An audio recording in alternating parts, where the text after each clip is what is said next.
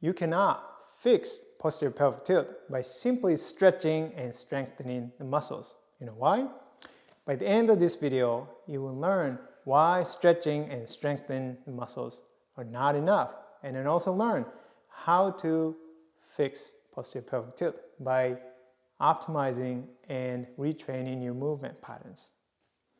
And you might also be interested in my last video, so you can check it out at the link below. If you want to learn how to retrain your body and then movement safely and then effectively and then move better, subscribe to my channel and hit the bell to be notified when I post a new video every week.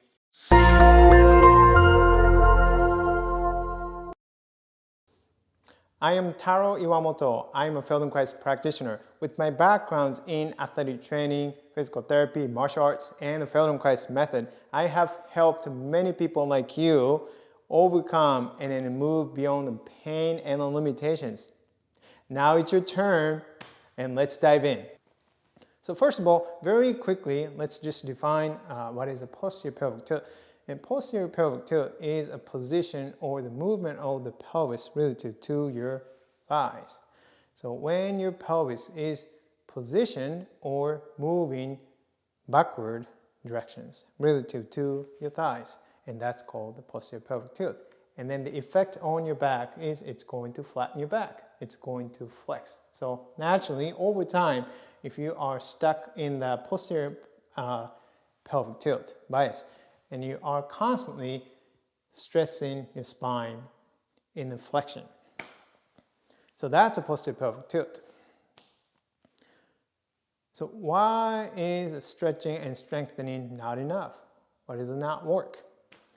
The reason why the stretching and strengthening are not going to do it is because muscle tightness and the weakness are secondary to your habitual movement patterns and the movement bias. So as long as you are stuck with the same movement patterns, and as you're sitting, as you're squatting, as you're bending over, as you're walking, you are moving into or maintaining the posterior pelvic tilt bias. And no wonder all those muscles that are tight, all those muscles that are weak, they're going to stay the same way unless you change your movement patterns. And therefore, you need to really retrain your movement pattern, and then you need to learn a very specific movement patterns to fix your posterior pelvic tilt. So now let's do a simple movement retraining exercise to improve your posterior pelvic tilt. So you're going to do this exercise sitting on the floor, and then you might need a blanket or some cushions or the forms, and to modify exercise as needed, and you will know whether you need it or not just when you start. And by the way, comment below if you have tried stretching, strengthening exercise in the past, but you're still stuck with the same posterior pelvic tilt.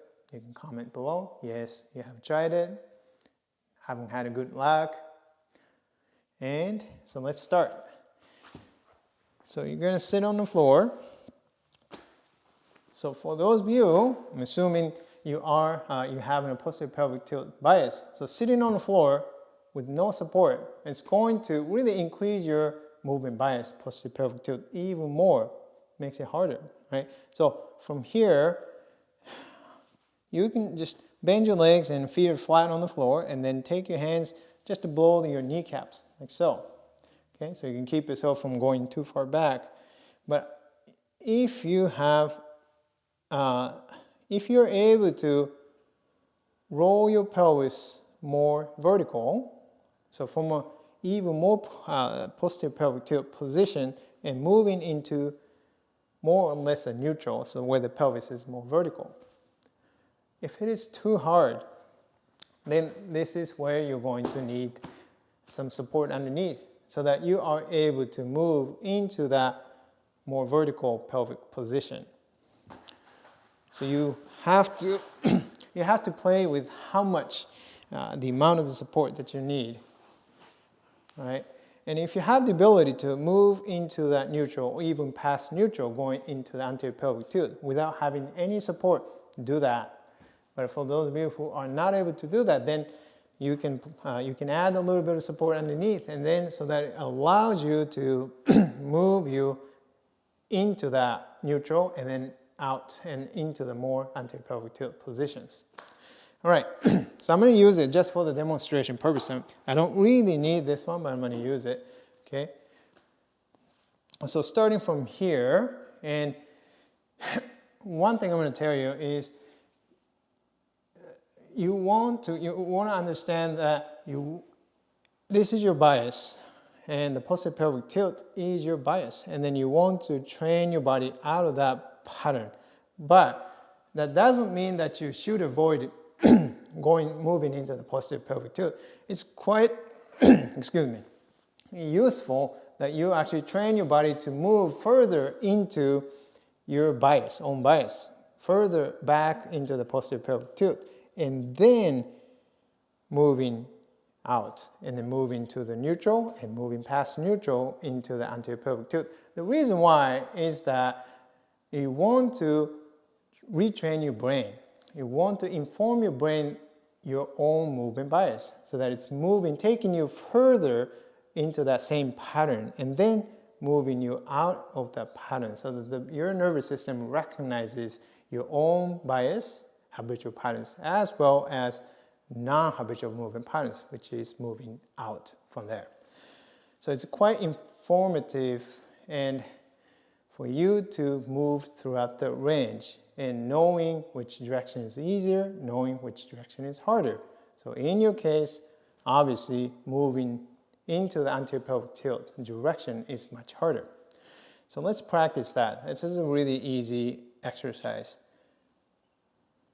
You're going to roll your pelvis back, moving into the posterior pelvic tilt, and you can round your back and use your hands to support, to keep your balance. And then slowly starts to move out of that bias by rolling the pelvis forward. And the way to do that is, a lot of people do initiate the movement from your low back, and that increases in the discomfort in the back. Not very good, right? The way to do it, or the more efficient way to do it, is by initiating the movement from your hips. So think about initiating from your thighs. Okay, you're pulling your pelvis forward towards your thighs.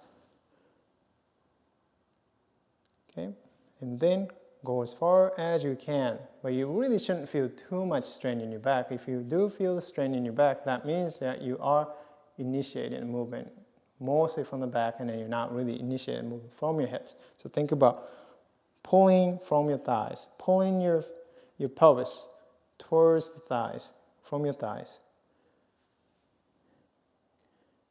And you should feel some effort and work around your hip flexors, because those are the muscles that are now moving the pelvis into the neutral and then into the anterior pelvic tilt directions. And then as you start to let go, and then that position really makes it so easy for the pelvis to roll back into the posterior pelvic tilt direction. So control that movement, then letting the pelvis roll back, rounding your back.